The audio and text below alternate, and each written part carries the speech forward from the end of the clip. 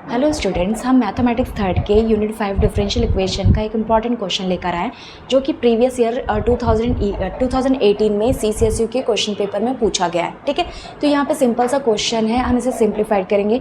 Exam के purpose से important है क्योंकि अभी आप प्रैक्टिस कर रहे होंगे, एग्ज़ाम्स आने वाले हैं। तो यदि आपको इसका सॉल्यूशन चाहिए इस क्वेश्चन का, तो आप मेरे चैनल से यहाँ पे से ये सॉल्यूशन नोट कर सकते हैं। ठीक है, तो ये क्वेश्चन जो है सिंपल सा क्वेश्चन है और साथ में यहाँ पे दिख रहा है कि ये dy/dx है, मतलब फर्स्ट ऑर्डर डिफरेंशियल इक्वेशन है।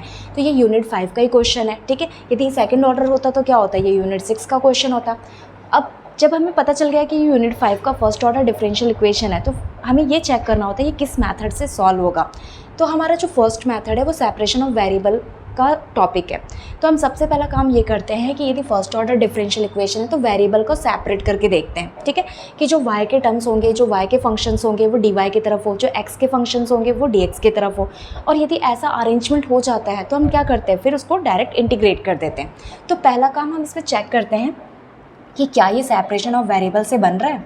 ठीक है, तो हमारे पास इक्वेशन गिवन है। ठीक है, is a given that y sec square x plus y plus 7 tan x dy/dx right is equal to 0। तो जो सेकंड टर्म है उसको छोड़ के हम क्या करेंगे, फर्स्ट टर्म को राइट हैंड साइड में ट्रांसफ़र कर देंगे। ठीक है, तो सेकंड टर्म को हम एज इट इज़ रहने देते हैं। ठीक है, y plus 7 tan x dy/dx, और जो फर्स्ट टर्म है उसको हम राइट में ट्रांसफ़र करेंगे, y sec स्क्वायर x। ठीक है, तो यहाँ पॉजिटिव था तो क्या होगा, राइट हैंड साइड में जाने के बाद ये नेगेटिव हो जाएगा। नेक्स्ट, अब मुझे क्या करना है, जो टर्म्स है उसको अरेंज करनी है। तो यहाँ पे न्यूमरेटर में dy है तो डिनोमिनेटर की dx को हम राइट में ट्रांसफ़र कर देते हैं। तो यहाँ से मिलेगा y plus 7 tan x dy is equal to minus y sec square x dx। ठीक है, अब नेक्स्ट, अब हम अरेंजमेंट करके देखेंगे कि जितने भी y के टर्म्स है या y के फंक्शंस है वो क्या हो, dy के साइड हो, और जितने भी x के फंक्शंस हो वो dx के साइड हो। ठीक है, तो मुझे राइट में चेक करनी है। राइट में मुझे ये दिख रहा है कि ये जो y का फंक्शन, ये सिर्फ y, एक सिंगल y दिख रहा है, इसको हम लेफ़्ट में ले आते हैं। ठीक है, तो यहाँ से मिलेगा, यहाँ पे हमारे पास y plus 7 है और राइट हैंड साइड में मेरे पास y था, तो y को हमने क्या किया, इधर लेकर आ गए, तो ये डिनोमिनेटर में आ गया। ठीक है, एंड dy, और लेफ्ट हैंड साइड में x का फंक्शन क्या दिख रहा है, tan x, इसको हम राइट में ले जाते हैं। तो ये होगा minus sec square x upon tan x dx। ठीक है, तो यहाँ पे आफ्टर सेपरेशन मुझे ये दिख रहा है कि ईजिली ये सेपरेट हो गया। ठीक है, जो y के फंक्शन थे मैंने उसे dy की तरफ कर दिया, जो x के फंक्शन थे मैंने उसे dx की तरफ कर दिया। ठीक है, अब हमें क्या करना है, क्योंकि ये सेपरेशन अप्लाई हो रहा है, सेपरेशन ऑफ मेथड अप्लाई हो रही है, तो हम बस इसको इंटीग्रेट करेंगे। तो हम बोथ साइड इंटीग्रेशन अप्लाई कर देते हैं। ठीक है, इंटीग्रेटिंग ऑन बोथ साइड्स, यहाँ पे हम साइड में लिख देते हैं integrating on both sides. Right, हमने दोनों तरफ क्या किया, इंटीग्रेशन कर दिया। अब मुझे इसको इंटीग्रेट करना है, तो सबसे पहले ये डायरेक्ट तो होगा नहीं। ठीक है, तो पहले हम इसे क्या करते हैं, मुझे ये दिख रहा है कि न्यूमरेटर में y plus 7 है, तो मैं y के साथ इसे सेपरेट कर देती हूँ।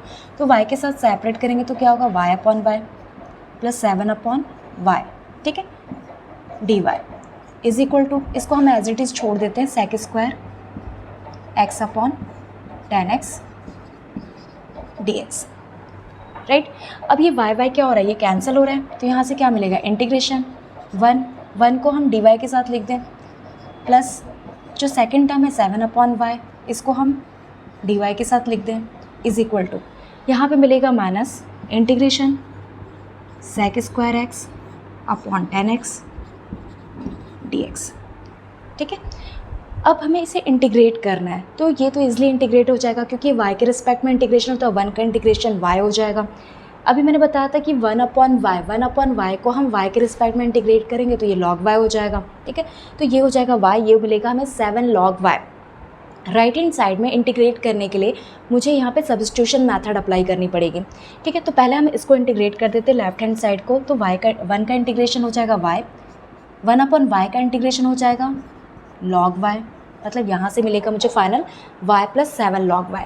राइट हैंड साइड में क्योंकि मुझे सब्स्टिट्यूशन मेथड अप्लाई करनी है, डायरेक्टली ये इंटीग्रेट नहीं हो सकता है, तो हमें यहाँ पे डिनोमिनेटर को सपोज करनी पड़ेगी, ठीक है। कुछ भी सपोज कर लो, टी सपोज कर लो, यू सपोज कर लो, वी सपोज कर लो, उसको डिफ्रेंशिएट करके देखना पड़ेगा क्या न्यूमरेटर का फंक्शन मुझे मिल रहा है। यदि मिल रहा है तो हम इसे सब्स्टिट्यूशन के थ्रू बना सकते हैं, ठीक है। तो हम यहाँ पे क्या कर रहे हैं, जो डिनोमिनेटर है उसको सपोज कर रहे हैं, let 10x is equal to t. अब हम इसे क्या करेंगे, डिफ्रेंशिएट करेंगे किसके रिस्पेक्ट में, x के रिस्पेक्ट में। तो x के रिस्पेक्ट में डिफ्रेंशिएट करेंगे तो मिलेगा sec स्क्वायर x, और x का करेंगे तो मिलेगा dx, और राइट हैंड साइड में मिलेगा dt, ठीक है। ये मुझे फाइंड आउट हो रहा है। अब इसे हम क्या करेंगे, यहाँ पे प्रीवियस वाले इक्वेशन में सब्स्टिट्यूट कर देंगे। तो ये तो मेरा ऑलरेडी इंटीग्रेट हो चुका है, तो मुझे यहाँ से मिलेगा y plus log y is equal to, यहाँ से मुझे मिलेगा माइनस इंटीग्रेशन, क्योंकि numerator sec square x dx है तो इसकी वैल्यू मेरे पास है dt, ठीक है। और 10x को मैंने सपोज किया t, तो ये क्या होगा 1/t, ठीक है। तो यहाँ से मिलेगा, ऊपर जो है वो होगा dt और नीचे मिलेगा t, ठीक। अब अभी मैंने पढ़ाया था कि आपका 1/t जब भी 1/t है या 1/y है या 1/x है और सेम वेरिएबल के रिस्पेक्ट में इंटीग्रेट हो रहा है तो वो क्या होगा log, ठीक है। तो इसको हम क्या लिख सकते हैं, जिस वेरिएबल का इंटीग्रेशन है उसके रिस्पेक्ट में हम log लिख सकते हैं, तो क्या होगा log t। तो यहाँ पे जो इंटीग्रेशन होगी ये मिलेगी y plus log y is equal to minus log t। और जैसे इंटीग्रेशन कंप्लीट होगा आपको क्या करना है, एक कांस्टेंट ऐड करना है, क्योंकि ये सॉल्यूशन लॉग के फॉर्म में मिल रही है तो या तो आप c ऐड कर दो या फिर log c ऐड कर दो, ठीक है। तो हम यहाँ पे क्या कर रहे हैं, एक कांस्टेंट ऐड कर देते हैं, ठीक है, क्योंकि सिंपल है। तो यहाँ पे हम एक कांस्टेंट c ऐड कर देते हैं। आप चाहो तो log c भी ऐड कर सकते हो, ठीक है, कोई इशू नहीं है, आप ऐड कर सकते हैं। अब नेक्स्ट हमें क्या करना है, t की वैल्यू पुट करनी है। तो t की वैल्यू हमने t क्या सपोज किया था, t हमने 10x सपोज किया था, तो यहाँ पे सब्स्टिट्यूट कर देंगे। तो यहाँ से मिलेगा y plus log y is equal to minus log t, t की वैल्यू है 10x प्लस c, ठीक है। तो मुझे ये मिल रहा है। अब मैं ऐसे और सॉल्व करना चाहूँ तो ये नेगेटिव वैल्यू को क्या करते हैं, लेफ्ट हैंड साइड में ट्रांसफ़र कर देते हैं। तो यहाँ से मिलेगा y प्लस log y। वैसे आप यहाँ पे भी छोड़ दोगे तो आंसर राइट है, ठीक है। और यदि सिंप्लीफाइड करना है तो आप इसे लेफ्ट में ट्रांसफ़र कर लो, तो ये हो जाएगा plus log 10x is equal to c, ठीक है। तो ये मेरा फाइनल आंसर है। यहाँ पे मुझे फाइनली ये आंसर मिल रहा है y plus log 10x plus c। और यदि आप सॉल्व करना चाहते हो log की प्रॉपर्टी यूज़ कर सकते हो, ठीक है। तो या फिर y की वैल्यू निकाल सकते हो। तो सिंप्लीफिकेशन आप आगे कंटिन्यू कर सकते हो, बट ये आप चाहो तो इन 2 स्टेप में अपना आंसर फाइनल कर सकते हैं, ठीक है। This is a final answer, कि इसका जो फाइनल आंसर होगा y plus log 10x is equal to c, ठीक है। यदि आप अब एग्ज़ाम के पर्पज़ से इस क्वेश्चन का सिंप्लीफिकेशन यदि आप को चाहिए होगा या फिर 2018 का पेपर आप पढ़ रहे होंगे तो आप मेरे चैनल से इस वीडियो को आप यहाँ से देख सकते हो, इस क्वेश्चन का सॉल्यूशन, ठीक है। Thank you so much watching my video, thank you.